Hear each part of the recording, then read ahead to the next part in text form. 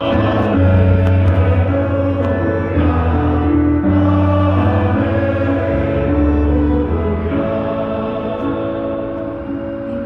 bagong utos ko, ang mahalan kayo tulad ng pagmamahal ko sa inyo.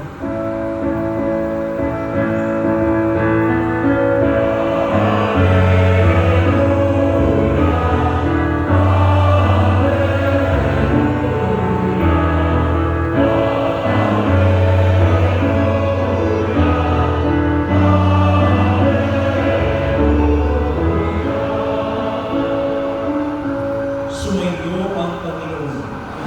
Ito ang mabuting balita ng Panginoon ayon kay San Juan. Bispiras na ng Pasko, alam ni Jesus na dumating na ang panahon ng kanyang paglisan sa sanglibutan ito upang bumalik sa Ama. Mahal niya ang kanyang mga tagasunod na nasa sanglibutan at ngayon ipakikita niya kung hanggang saan ang kanyang pag-ibig sa kanila.